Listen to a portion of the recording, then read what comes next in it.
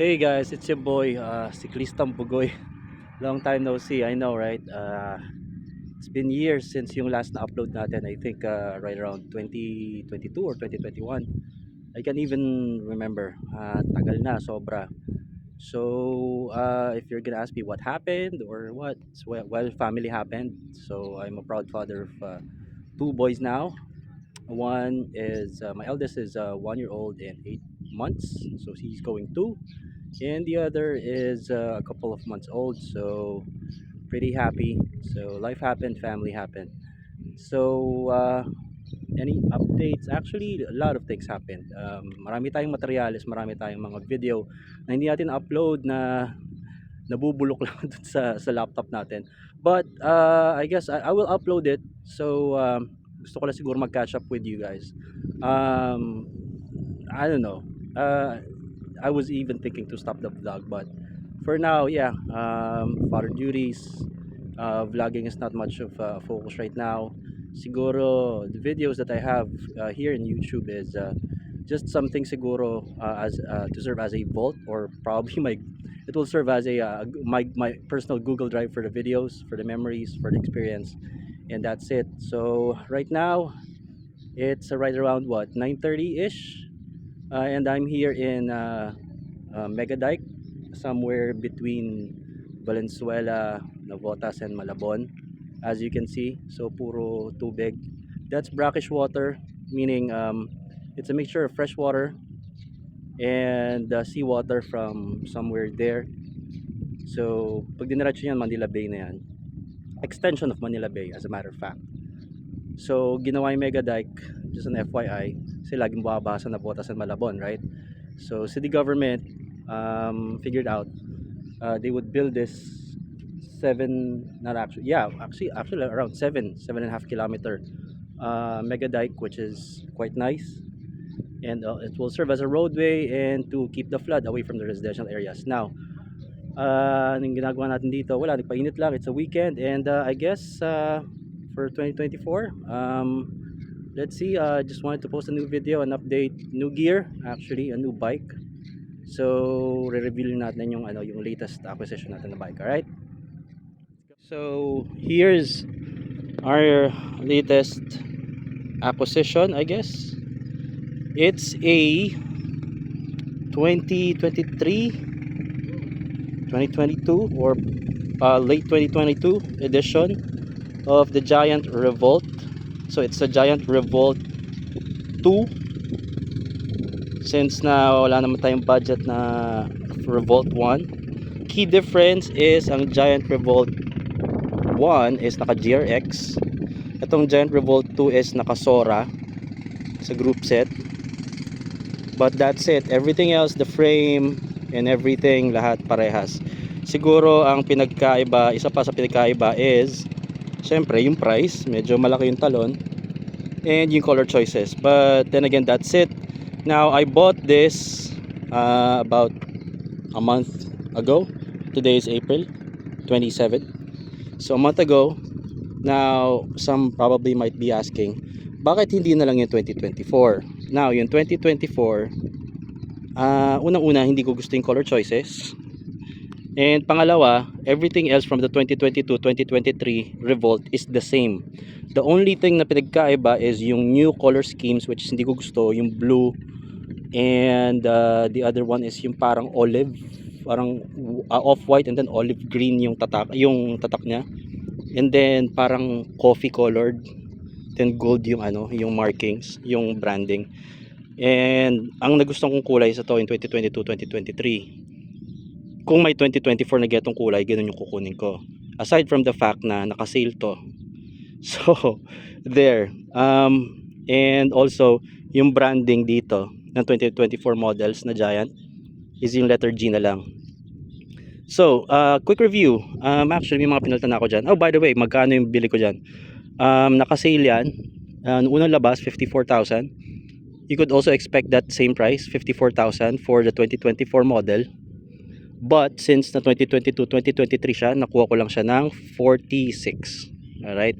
So, obviously, you know me. Alam naman tayo, lahat, like any others, papalitan. So, quick specs. Revolt 2, they call this color scheme black diamond. Labo, no? Black diamond. So it's an alloy frame, small. It's a size 49, I think. Yeah, 49. And as I've said, the group set is Sora. Also the drifters or shifters. Yung FD din, RD is also Sora.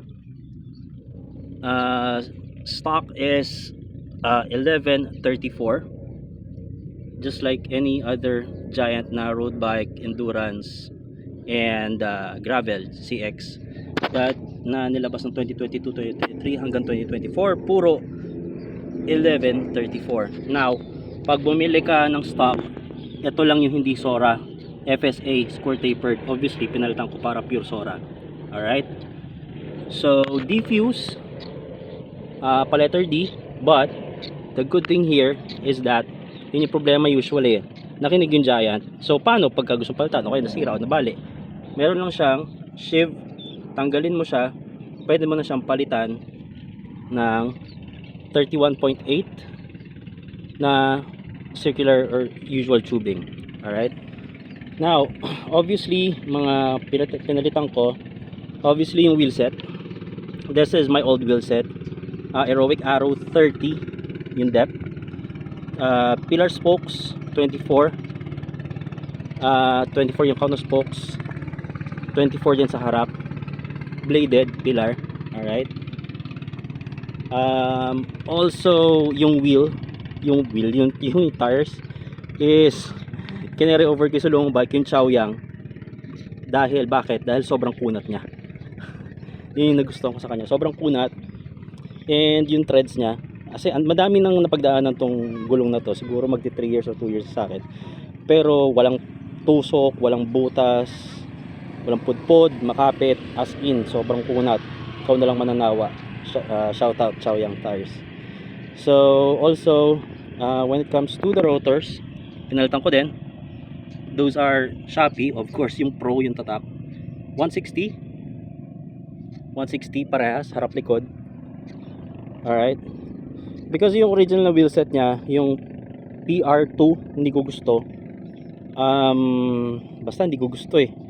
Aside sa hindi siya masyado siyang tahimik, yung engagement niya, I think 2 poles or 3 poles, may delay. Pagka pumipedal ka, may delay. Kasi 2 or 3 poles lang siya.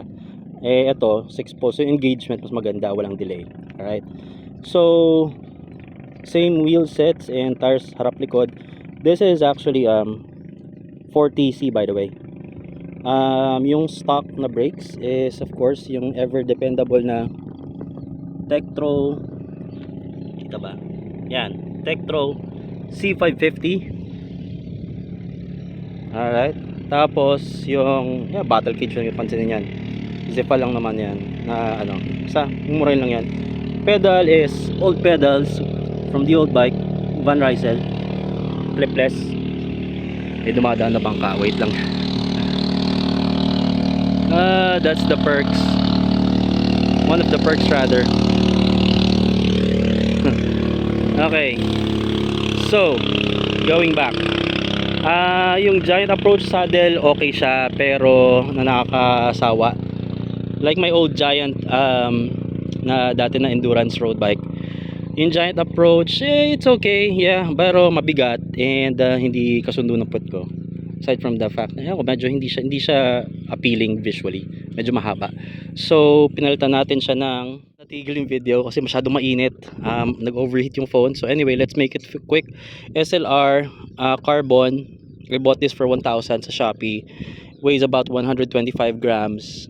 Peke siya, but it's all good, hindi siya masakit sa puwet, and I can move. Now also moving on, pinalitan ko is, this is a carbon, Shopee na naman, carbon riser bar, 140 mm yung haba. Shallow drop, the drops is only around 125. Madaling mahawakan yung drifters pag brake ka, especially pag dito ka nakahawak sa drops. Of course Supacaz, tapes. Also ano nga ba to, yung ito, pinalitan ko yung stem, ng 90. This is Control Tech, ayun, na 90 negative 10. And then titanium na cap and bolt, which is Risk. So super gusto ko siya. Ito, wag niyo napansin ito. This is a mount for my tawag dito, Insta 360 na X3 Telesin. Highly recommended to. Universal mount, as in astig. Of course, Majin C660. Bago ng Majin, touchscreen, very good. Will it replace my Brighton? Probably, kasi medyo maganda siya actually. I will create a separate video for that.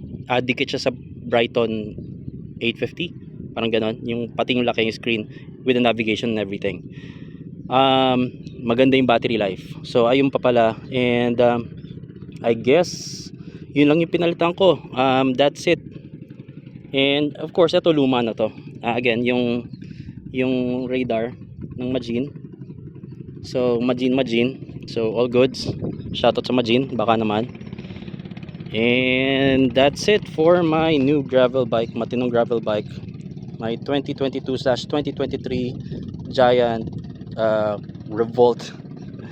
Alright, hindi ko na masabi, content kasi yung una ko. So my Giant 2022-2023 Giant Revolt 2 size small.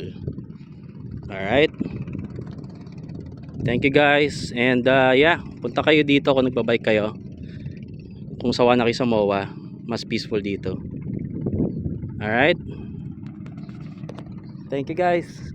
Kita-kits. Get you when you ride round when you're done.